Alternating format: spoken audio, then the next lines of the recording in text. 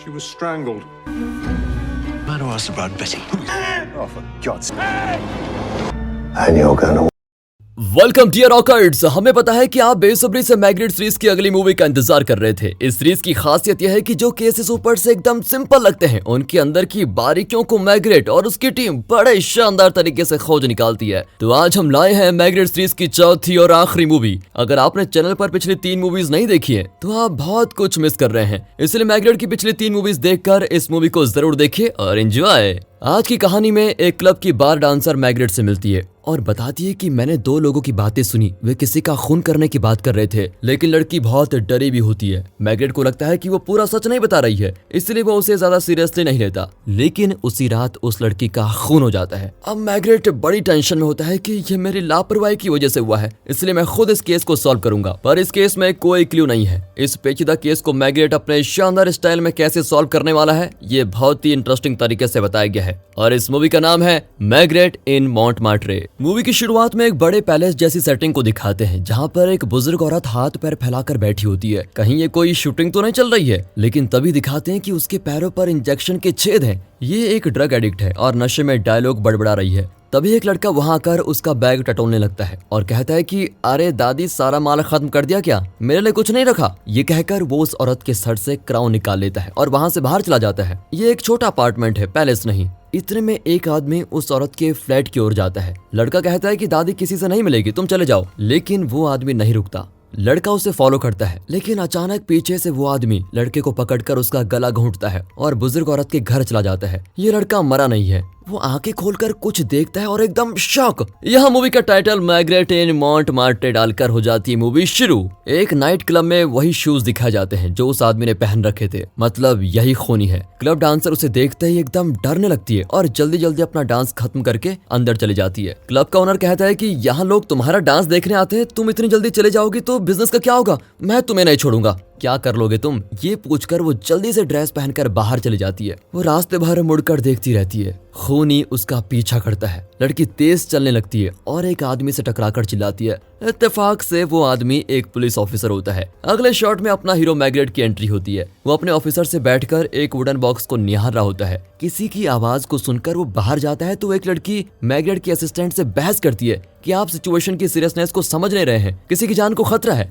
Magnet उसे शांत करता है और पूछता है कि ठीक है, बताओ क्या हुआ। मैं बार डांसर हूँ और डांस करते हुए मुझे 2 लोगों की बात सुनाई दी, वे किसी का खून करने जा रहे हैं। ओह, बार में म्यूजिक बज रहा था और तुम डांस कर रही थी और इतनी तेज आवाज में तुम्हें बातें सुनाई दी, हमें पागल समझा है क्या। तभी मैग्नेट अपने असिस्टेंट को चुप कराकर लड़की की बात को ध्यान से सुनता है। सर, मैं डांस करती हुई टेबल पर जाकर बैठती हूँ, तभी एक टेबल पर मैंने उनकी बातें सुनी। अच्छा, वो लोग कौन थे और वे किसका खून करने की बात कर रहे थे। सर, वो सब तो मैं नहीं जानती, सिर्फ इतना जानती हूँ कि वे किसी काउंटेस को मारने की बात कर रहे थे, बाकी तो आपको ही पता लगाना होगा। ये कहकर वो बाहर जाने लगती है, लेकिन बाहर किसी को देखकर डर जाती है। फिर वो मैग्नेट से पूछती है कि क्या मैं थोड़ी देर यहाँ रुक सकती हूँ। ये कहकर वो बेंच पर लेट जाती है। लगता है ये नशे में है, जब होश आएगा तो चली जाएगी। ये कहकर वो अंदर जाकर उस वुडन बॉक्स को पैक करता है। तभी उस लड़की की चीख सुनाई पड़ती है। मैग्नेट बाहर जाता है तो वो ऑस्कर करके चिल्लाती हुई उठ जाती है। मैग्नेट पूछता है कि क्या खूनी का नाम ऑस्कर है, लेकिन वो बिना कुछ कहे जाने लग जाती है। फिर मैग्नेट अपने 2 असिस्टेंट्स को उसके साथ भेजने की बात करता है, लेकिन वो मना कर देती है। मैग्नेट उसे अपना कार्ड देकर कहता है कि अगर तुम मुझे कुछ और बताना चाहती हो तो कॉल कर सकती हो। अगले सीन में मैग्नेट अपने बेड पर आधी रात को पुतले की तरह बैठा होता है। उसकी पत्नी चौंक जाती है कि ये तुम्हें क्या हो गया है, और तब मैग्नेट मुड़ता है और उसे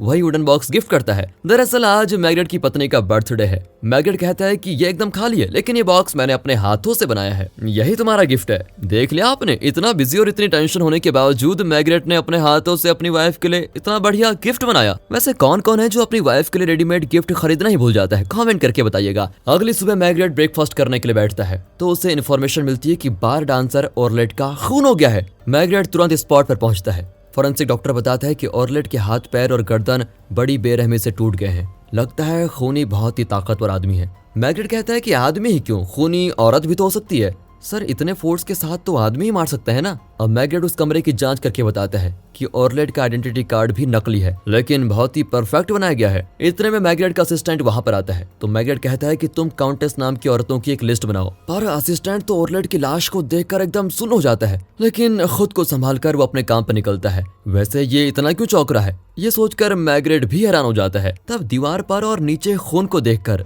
मैग्रेट कहता है कि ये ऑर्लेट का खून नहीं है, क्योंकि इसके शरीर से खून नहीं निकला, मतलब खूनी जरूर घायल हुआ था। इतना ही नहीं, यहाँ एक तीसरा इंसान भी आया था। इस तरह दोनों अपना ओपिनियन शेयर कर रहे होते हैं। इसी बीच मैग्रेट के 2 असिस्टेंट्स उस नाइट क्लब में जाते हैं जहां ऑर्लेट काम करती थी। क्लब के ओनर की पत्नी, जिसका नाम रोजा है, वो ऑर्लेट की मौत के बारे में सुनकर बड़ी शॉक हो जाती है। क्लब का ओनर दूसरी बार डांसर की गर्दन पकड़कर धमकाता है कि अगर तुमने मुंह खोला तो तुम्हें वहीं पहुंचा दूंगा जहां से तुम बचकर आई थी। फिर वो बाहर आता है और ऑर्लेट के बारे में सुनकर वो भी चौंक जाता है। रोजा बताती है कि कल रात उसने डांस पूरा नहीं किया और घर चली गई। क्या उसका कोई बॉयफ्रेंड था? एक आदमी रोज आकर उससे बात करता था। मुझे तो लगता है कि वो ऑर्लेट का बॉयफ्रेंड बनने की कोशिश कर रहा था। वो जवान था और उसने हैट पहनी हुई थी।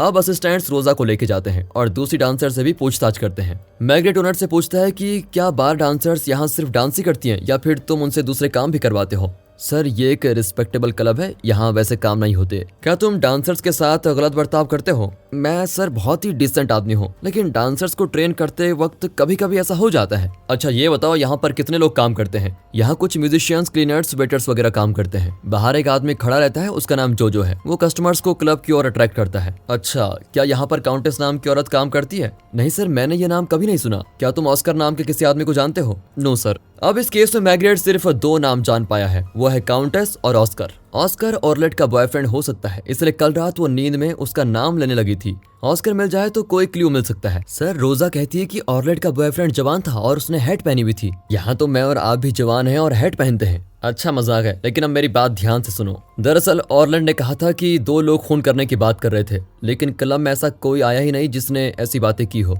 दरअसल वो किसी से डरकर भाग रही थी और एक सेफ जगह को ढूंढ रही थी, इसलिए वो कुछ देर के लिए पुलिस स्टेशन में रुक गई, लेकिन मैंने उसे यहाँ से भेज दिया। उसकी मौत का मैं भी जिम्मेदार हूँ, इसलिए उसके खूनी को मैं ही पकड़ूंगा। तब दूसरा असिस्टेंट आकर बताता है कि मैंने काउंटेस को ढूंढ लिया है, लेकिन वो मर गई है। ये कहकर वो मैग्रेट को काउंटेस का एड्रेस देता है। मैग्रेट उसे एक और काम देता है, तुम पता लगाओ कि ऑर्लेट ने अपने बॉयफ्रेंड के साथ पेरिस में कोई होटल रूम बुक किया था या नहीं। लेकिन इस असिस्टेंट के चेहरे पर उदासी छाई हुई है, पूछने पर भी वो कुछ नहीं बताता। अब मैग्रेट और उसका असिस्टेंट काउंटेस को देखने जाते हैं। ये वही बुजुर्ग औरत है जिसे मूवी की शुरुआत में दिखाया गया था। इसके भी हाथ पैर और गर्दन तोड़कर इसकी हत्या कर दी गई है। इतना ही नहीं, ऑर्लेट की कत्ल से पहले काउंटेस का कत्ल हुआ है। इसका मतलब ये हुआ कि काउंटेस का खून करने के बाद खूनी ऑर्लेट के घर गया और उससे भी मार डाला। घर को बड़े ध्यान से देखने के बाद मैग्रेट बताता है कि इस घर में कई कीमती चीजें हैं, खाने की चीज बिल्कुल नहीं है। तो ये औरत खाती क्या थी? फोरेंसिक डॉक्टर बताता है कि ये एक ड्रग एडिक्ट थी और हमेशा नशे में ही रहती थी, इसलिए ये खाना नहीं खाती थी। मैग्रेट अब उस अपार्टमेंट के इंचार्ज से पूछता है कि क्या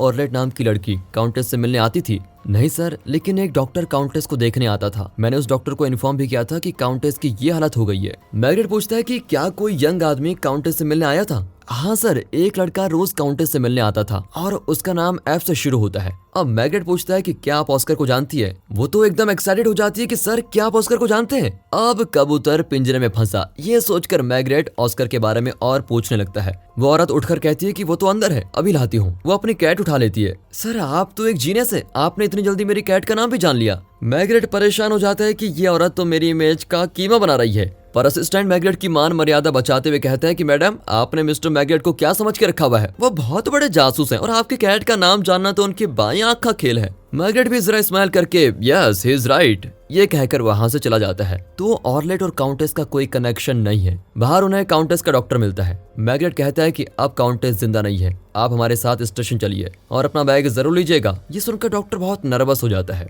मैग्रेट उसे स्टेशन ले जाकर पूछता है कि क्या आप काउंटेस को ड्रग्स लेकर देते थे? देखिए इंस्पेक्टर, इस तरह के ड्रग एडिक्ट्स एक ही दिन में ड्रग नहीं छोड़ सकते, उनका ड्रग डोसेज धीरे धीरे कम करना पड़ता है। मतलब तुम डॉक्टर नहीं ड्रग डीलर हो, राइट? आप डॉक्टर के हाथ पैर कांपने लगते हैं। क्या तुम बार डांसर ऑर्लेट को जानते हो? देखा तो नहीं है सर, लेकिन सुना है वो बहुत अच्छा डांस करती है। क्या वो तुम्हारी पेशेंट है? No sir. क्या तुमने ऑस्कर का नाम सुना है? No sir. मुझे पता चला है कि एक लड़का काउंटेस से मिलने रोज आता था। उसका नाम एफ से शुरू होता है। एफ से नहीं सर, उसका नाम फिलिप्स है। वो काउंटेस के फ्लैट वाली एटिक जगह में है और काउंटेस के लिए छोटा मोटा काम कर लेता है। अब मैग्रेट अपने असिस्टेंट के साथ वहां जाकर देखता है कि वहां एक आदमी के रहने का इंतजाम किया गया है। इस लड़के का नाम फिलिप्स है और ये ऑलेट का बॉयफ्रेंड हो भी सकता है और नहीं भी। पर उस दिन ऑलेट ने ऑस्कर का नाम क्यों लिया? ये ऑस्कर है कौन? क्या ऑलेट ऑस्कर से डर रही थी? इन सवालों के जवाब इन्हें जल्द से जल्द पता लगाने हैं। मैग्रेट अपने असिस्टेंट से कहता है कि तुम जल्दी जाकर फिलिप्स का पता लगाओ, मैं क्लब में जाकर पूछताछ करता हूँ। सर मैं उस साइड कैरेक्टर को ढूंढता फिरूंगा और आप क्लब में जाकर मजे करेंगे। क्या करे बेटा, मजे वाले सारे काम मुझे ही करने पड़ते हैं, मैं डिपार्टमेंट का हेड जो हूँ। सर जी पहले अपना हेड संभालिए, कहीं पाइप से टकराकर टूट ना जाए। और इस तरह सीरियस बातों के बीच मजाक करते हुए असिस्टेंट वहीं रुक जाता है और मैग्रेट क्लब की ओर बढ़ता है। क्लब के बाहर जो नाम का आदमी चिल्ला रहा होता है कि आइए मेहरबान कदरदान, इस क्लब के अंदर स्वागत है आपका, मिस मत कीजिए, अभी अंदर चलिए।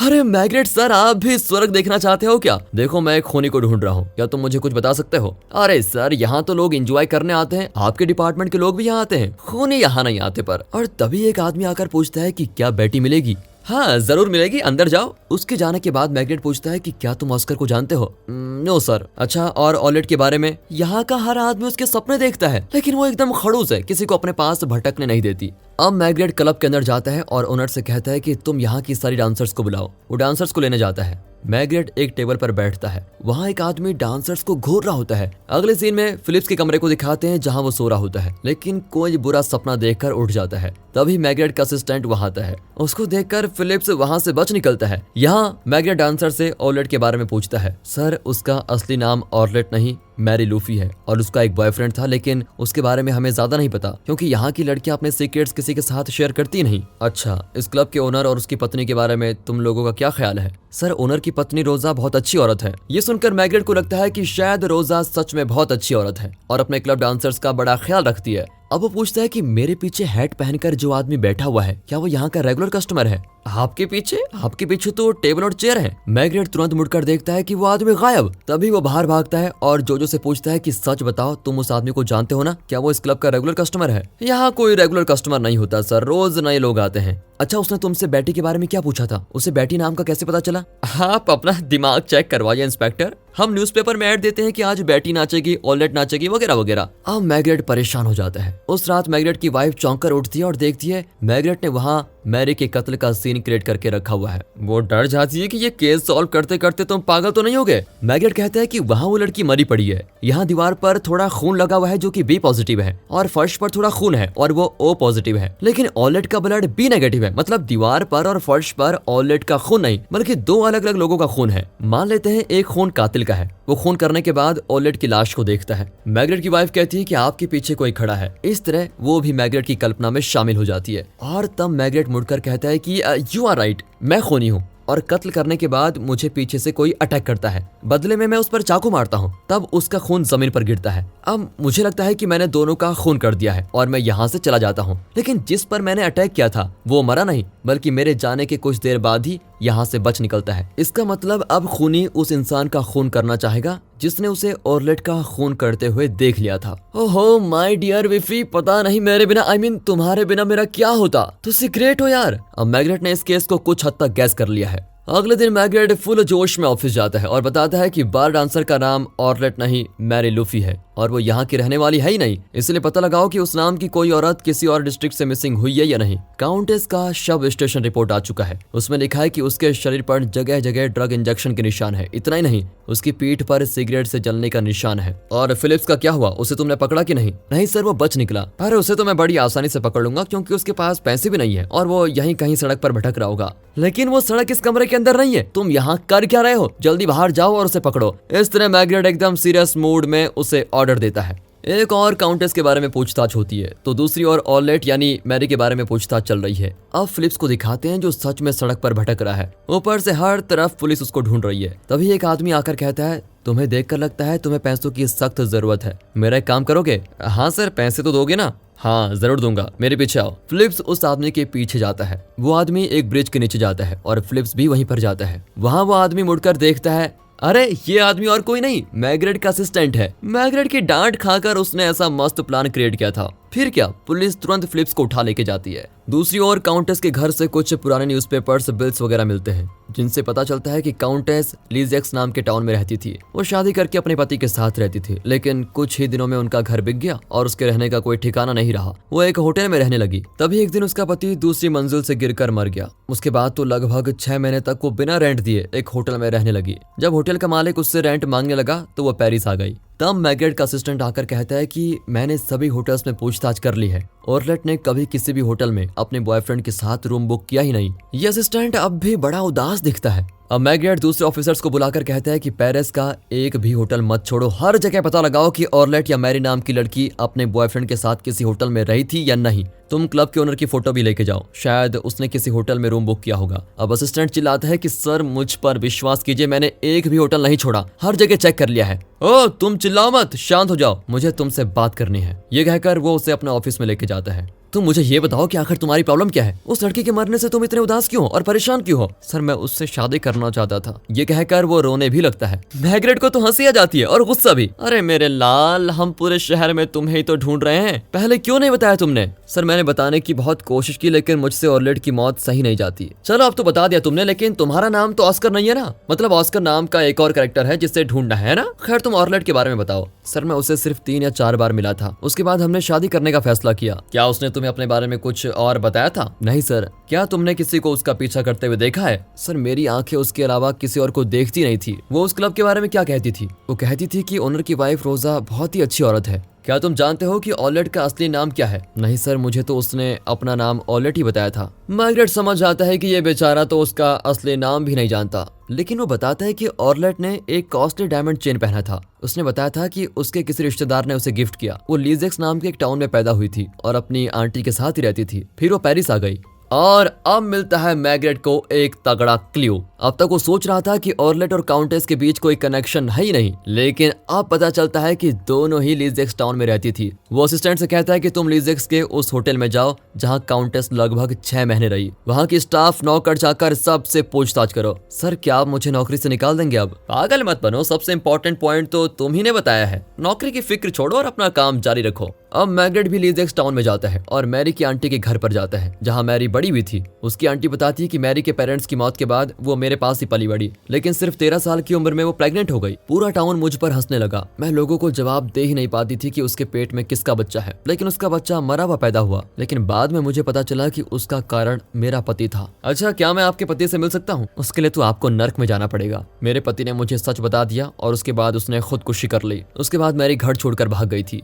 अगले सीन में मैग्रेट घर पर काउंटेस और मैरी की फोटो को देख रहा होता है। उसकी पत्नी चिढ़ाती है कि तुम अपना पुलिस स्टेशन घर पर ही क्यों नहीं खोल देते? वैसे भी तुम घर पर भी केस के बारे में सोचते रहते हो। ऐसा ही चलता रहा तो मैं खुद साइको हो जाऊंगी। मैग्रेट कंफ्यूज है कि मैरी यहाँ क्यों आई और उसने अपना नाम चेंज क्यों किया। तब उसे कुछ सूझता है और वो तुरंत अपने ऑफिस जाता है। वहाँ वो फिलिप्स को अपना हाथ दिखाने को कहता है और पूछता है कि क्या तुम भी ड्रग्स लेते हो? वो हाथ नहीं दिखाता और कहता है कि जैसा आप सिगरेट के आदी हैं वैसा मैं भी ड्रग्स का आदी हूँ। जब काउंटेस का खून हुआ था तो तुम वहीं थे ना, है ना? तुम खूनी से डर गए और इसलिए यहाँ वहाँ भटक रहे हो। सर आपको कैसे पता चला? अच्छा तो सच में यही हुआ था? दरअसल मैग्रेट उसके मुंह से सच उगलवाने के लिए ऐसा कह रहा था। तभी वो फिलिप्स की गर्दन पर निशान देखकर समझ जाता है कि खूनी ने फिलिप्स का खून करने की भी कोशिश की थी। देखो बेटा, मैं जानता हूँ कि तुम ड्रग्स के बिना नहीं रह सकते और मैं तुम्हें यहाँ ड्रग्स दूंगा नहीं। अगर तुम मुझे खूनी के बारे में कुछ बता दो तो मैं तुम्हें छोड़ दूंगा। लेकिन फिलिप्स कहता है कि मैं खूनी को नहीं जानता। यहाँ रोजा बीमार होती है, लेकिन फिर भी ओनर उसके साथ जबरदस्ती करने लगता है। तभी तान्या नाम की डांसर उस पर चिल्लाती है कि मैडम को छोड़ दो। ओनर हंसकर चला जाता है। तान्या एक बोतल तोड़कर कहती है कि मैं उसके पेट में घुसाने वाली हूँ, लेकिन रोजा उसको रोककर कहती है कि तुम सब बाहर की दुनिया से परेशान होकर यहाँ आई हो और जिस तरह मैं तुम लोगों की सुरक्षा कर रही हूँ उसी तरह उसने कभी मेरी सुरक्षा की थी, इसलिए मैं उसका हर जुल्म सह रही हूँ। इसलिए तुम कुछ ऐसा नहीं करोगी जिससे हम सबको फिर से अपनी पुरानी जिंदगी में जाना पड़े, समझी? यहाँ स्टेशन में फिलिप्स को टॉर्चर करते हैं कि सच बताओ। मैग्रेट उन्हें डांटता है कि तुम लोग इसे टॉर्चर क्यों कर रहे हो, उठ जाओ बेटा अब बताओ। वो अब भी कहता है कि मैं नहीं जानता कि खूनी कौन है। देखो उसने 2 औरतों का खून किया है, जरा सोचकर बताओ कि वो कैसा दिखता है। तभी एक असिस्टेंट आकर कहता है कि जब काउंटेस लीजेक्स के होटल से भागकर पेरिस आई उसके बाद उसी होटल से एक मेड और एक ड्राइवर पेरिस आए हैं। मेड यहाँ पास में रहती है और ड्राइवर का नाम है ऑस्कर। अब पता चल गया है कि ड्राइवर ऑस्कर ही खूनी है। मैग्रेट और उसके साथ ही उस मेड से मिलने जाते हैं। वो सारी डिटेल्स बता देती है। काउंटेस अपने पति से बहुत परेशान थी क्योंकि वो उसे बहुत टॉर्चर करता था और जब पति मर गया था तो उसकी सिचुएशन और भी खराब हो गई। पर न जाने वो कहाँ गई। मैग्रेट बताता है कि वो पेरिस में है। अब मैग्रेट मैरी के बारे में पूछता है तो मेड का चेहरा एकदम बदल जाता है और वो बताती है कि ड्राइवर ऑस्कर ने मैरी को एक सेक्स वर्कर बना दिया। वो मैरी को होटल के कस्टमर्स के पास लेके जाता था और उससे खूब पैसे कमाता था। मैरी ने उसके हाथों बहुत जुल्म सहे थे, इसलिए जब काउंटेस उस होटल से भागी तो उसने मैरी को ऑस्कर से बचाने के लिए उसे भी अपने साथ ले लिया। अब मैग्रेट को क्लियर हो जाता है कि ऑस्कर यहाँ क्यों आया है। दरअसल मैरी के जाने के बाद उसकी कमाई ठप हो गई थी, इसीलिए वो उसे ढूंढता हुआ पेरिस आ गया। लेकिन उसने काउंटेस और मैरी का खून क्यों किया, यही मैग्रेट को पता लगाना है। वो पूछता है कि ऑस्कर कैसा दिखता है। वो हंस पड़ती कि सर मुझे नहीं पता कि वो कैसा दिखता है क्योंकि मेरी नजरें बहुत ही कमजोर हैं, मैं ठीक से देख भी नहीं सकती, लेकिन आवाज को सुनकर जरूर पहचान सकती हूँ। अब मैग्रेट क्या करेगा, ये भी एक डेड एंड निकला। लेकिन डेड एंड में भी रास्ता बनाने का हुनर मैग्रेट के पास बखूबी है। वो फिलिप्स को रिलीज करने का ऑर्डर देता है क्योंकि फिलिप्स ने ऑस्कर को खून करते हुए देख लिया था, इसलिए ऑस्कर फिलिप्स को मारने की कोशिश जरूर करेगा और तब हम ऑस्कर को रंगे हाथों पकड़ लेंगे। इतने में दूसरा इंस्पेक्टर जिसे मैग्रेट ने होटल्स में चेक करने को कहा था, वो बताता है कि मैरी और क्लब ओनर को किसी ने एक साथ देखा ही नहीं। अब मैग्रेट कुछ सोचकर सीधे क्लब में जाता है और जोजो से कहता है कि जिस फिलिप्स ने काउंटेस के कातिल को देखा था वो अभी जिंदा है। सर लेकिन ये आप मुझे क्यों बता रहे हैं, अगर कोई पूछे तो बता देना। ये कहकर मैग्रेट बहुत कॉन्फिडेंटली क्लब के अंदर आता है और ओनर से पूछता है कि तुम्हारे और ओरलेट के बीच क्या कनेक्शन है, सच सच बताओ। वो बताता है कि मैं ओरलेट को चाहता था, अगर वो मान जाती तो मैं ये क्लब छोड़कर उसके साथ कहीं चला जाता, लेकिन उससे पहले वो मर गई। अब मैग्रेट को यहाँ भी कोई सोल्यूशन नहीं मिलता।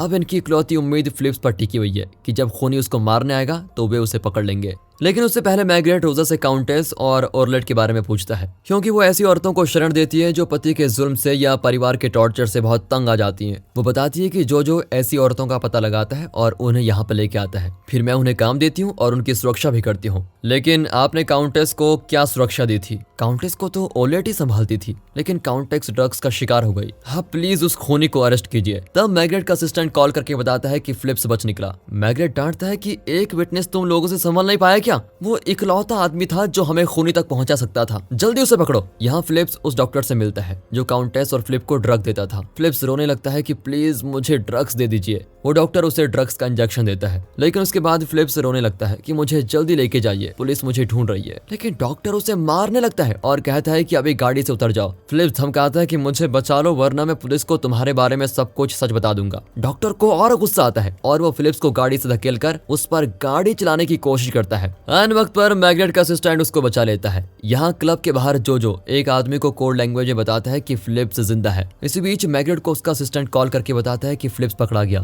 लेकिन हमें एक प्रैंक कॉल आया और कॉलर कह रहा था कि उसका नाम ऑस्कर है, उसने अपना एड्रेस भी दिया है। मैग्रेट तुरंत उस एड्रेस के लिए निकल पड़ता है, लेकिन जो मैग्रेट को देखते ही एक टैक्सी को बुलाता है। मैग्रेट उसे कुछ टिप्स भी देता है। कार के अंदर मैग्रेट एक फैमिली फोटो को देखता है। जब टैक्सी रुकती है तो वो ड्राइवर से पूछता है क्या यही वो एड्रेस है? ड्राइवर हाँ में जवाब देता है। मैग्रेट पूछता है कि कार के अंदर जो फोटो है वो तुम्हारी फैमिली का फोटो है ना? मेरी फैमिली का फोटो नहीं मैग्रेट, ये कार के ओनर की फैमिली का फोटो है। ये सुनकर मैग्रेट मुड़कर देखता है कि पैसेंजर सीट पर एक हैट है।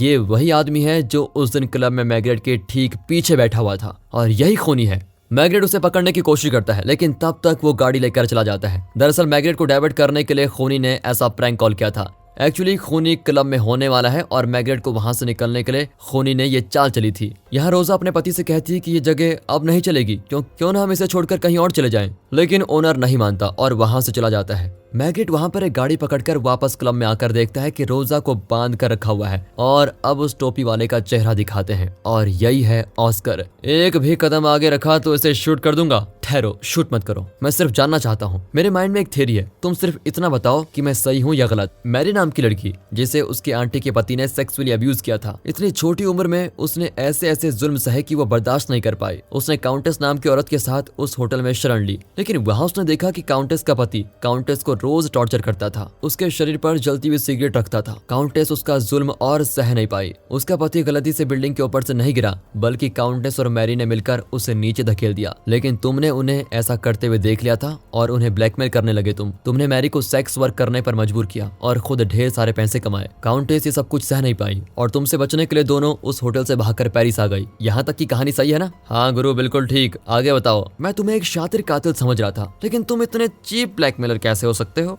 मेरी कमाई पर पानी फेरकर दोनों यहाँ चली आई। मैं चुप कैसे रहता? मैं उन दोनों को यहाँ से लेने आया था, लेकिन इस औरत ने उन दोनों को शरण दे दी और मुझे गुस्सा आ गया। मैंने मैरी और काउंटेस से लाख विनती की कि मेरे साथ चलो, लेकिन दोनों नहीं मानी। फिर क्या, मैंने दोनों को मार डाला। जो मेरे काम नहीं आ सकती वो जीकर क्या करेंगी? लेकिन ये औरत मैरी को बचाने आ गई और इसने मेरे पेट में चाकू भोंक दिया। तब मैग्रेट समझ जाता है कि मैरी जहाँ मरी पड़ी है उस कमरे की दीवार पर जो दूसरा खून है वो रोजा का ही है। दरअसल रोजा ने ही मैरी को बचाने की कोशिश की थी और उसी ने ऑस्कर पर अटैक किया था। मैग्रेट, तुम सोच रहे थे कि तुम फिलिप्स को छोड़ दोगे तो मैं उसे मारने के लिए आ जाऊंगा और तुम मुझे पकड़ लोगे, लेकिन फिलिप्स तो एकदम निकम्मा है, उसे मारकर मुझे क्या मिलेगा? मैं तो रोजा को मारने आया था, इसकी वजह से मेरा धंधा चौपट हो गया। अचानक ऑस्कर के घाव से खून निकलता है और उसको बहुत दर्द भी होता है। मौका पाकर मैग्रेट उसको धक्का देता है। ऑस्कर शूट करने की कोशिश करता है, लेकिन तभी मैरी का लवर यानी मैग्रेट का असिस्टेंट उसे 2 बार शूट कर देता है और इस तरह उसने अपनी लवर की मौत का बदला ले लिया। अब मैग्रेट रोजा से पूछता है कि ये सब आपने मुझे पहले क्यों नहीं बताया? वो कहती है कि आप जैसे लोग इस जगह को गलत समझते हैं। ये जगह देखने में बुरी लगती है क्योंकि यहाँ आकर लोग शराब पीते हैं, बार डांसर्स डांस करती हैं वगैरह वगैरह, लेकिन आप समझ नहीं पाएंगे कि ऐसी जगहों में कई औरतों की रोजी रोटी चलती है। मैग्रेट कहता है कि हमें भी पता है कि आप इन लड़कियों को किस कदर प्रोटेक्ट करती हैं। पुलिस को हमेशा गलत मत समझिए, हम इन औरतों की फीलिंग्स को समझ सकते हैं। मिस्टर मैग्रेट, अगर मुझे पता होता कि आप इतने अच्छे पुलिस इंस्पेक्टर हैं तो मैं आपको पहले ही सब कुछ सच बता देती।